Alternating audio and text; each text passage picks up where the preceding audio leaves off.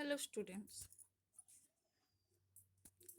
In previous classes we discussed all three type of counseling. Direct counseling, non-direct counseling and elective counseling. And also discuss the steps of all kinds of counseling and what is the role of counselor according to that counseling. Today we discuss the role of counselor in elective counseling. This competence of the counselor in elective counseling. क्षमता क्या होना चाहिए, counsellor को क्या करना चाहिए जब elective counselling हो रहा हो.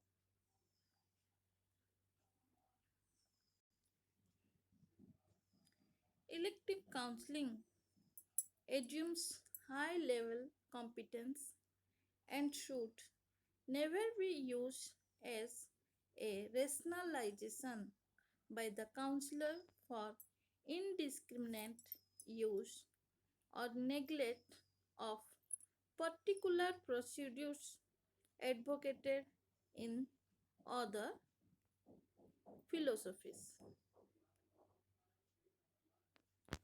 तो ये जो उदार परामर्श है, जैसे हम लोग इसमें पहले से चर्चा किए हैं, उदार परामर्श जो है कि बोथ निर्देश एवं बिना निर्देश परामर्श को ये प्रक्रिया आधार मानता है. दोनों को लेके यही प्रक्रिया चलता है और ये एक ठो उच्च स्तर का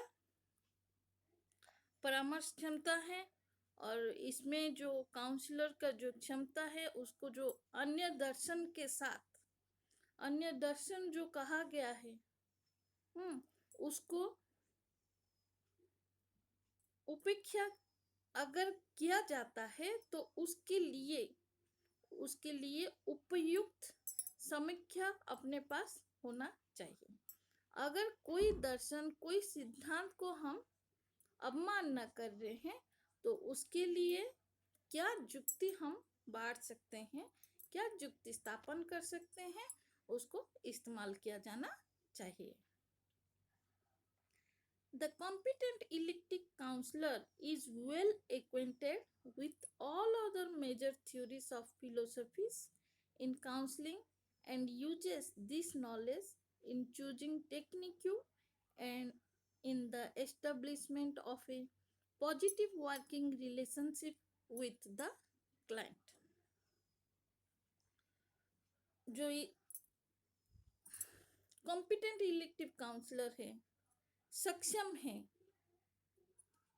परामर्श में, उदार परामर्श में इसका जो दर्शन है उस सभी सिद्धांतों के पहले अच्छे तरह से जान लेना है, समझ लेना है जो सिद्धांत सब है उसको, और जो छात्र का जो प्रॉब्लम है उसको सिद्धांत के अनुरूप, सिद्धांत के अनुसार उसको समझ लेना है और ऐसा तकनीक उपयोग करना है उसको सुधार करने के लिए. A rejection of any philosophical framework is justified by the counselor if he had a better way to achieve the task in hand. अगर हम परामर्शदाता अगर अपने तौर से कोई दार्शनिक ढांचा को अस्वीकार कर रहे हैं, कोई दार्शनिक सिद्धांत को अस्वीकार कर रहे हैं, तो उसके लिए उनके पास पर्याप्त एवं उचित बेहतर तरीका रहना चाहिए.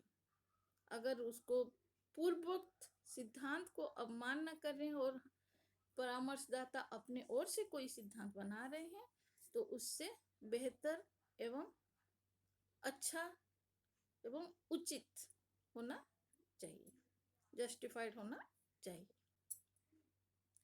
The counselor must be aware of the fact that problem problem differ from individual to individual.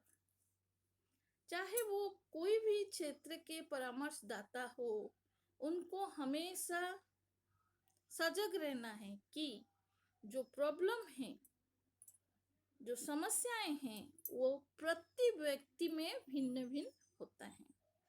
एक ही समस्या दो व्यक्ति को हो सकते हैं, लेकिन वो समस्या according to that person is different.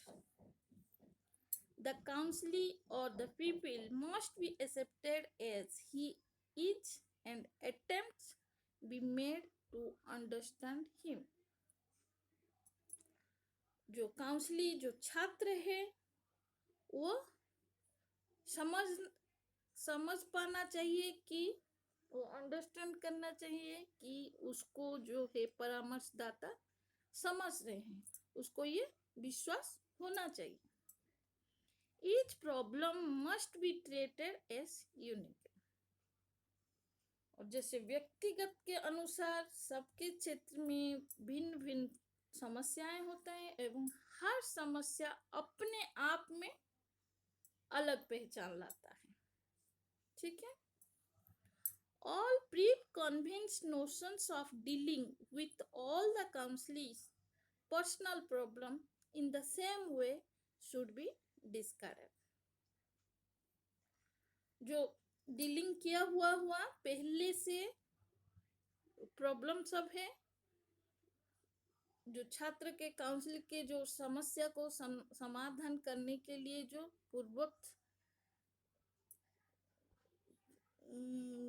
निर्धारण, जो पूर्वोक्त दिशा निर्देश सब लिया गया है, वही रास्ता में in the same way should be discarded, उसको हम बहिष्कार भी कर सकते हैं, उसको समस्या के अनुसार उसको एक्सेप्ट कर सकते हैं और उसको छोड़ भी सकते हैं। The task of counsellor is very difficult. और कोई भी प्रॉब्लम का जैसे समस्या को समाधान करने के लिए हम ही अगर परामर्शदाता बन जाए, तो ये जो परामर्शदाता का क्षमता है वो बहुत डिफिकल्ट होता है। और ये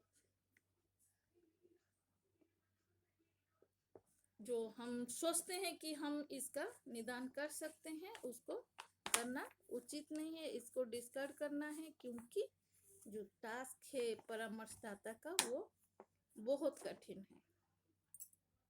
okay, then he has to shift and interrupt all the matter that is available about the individual.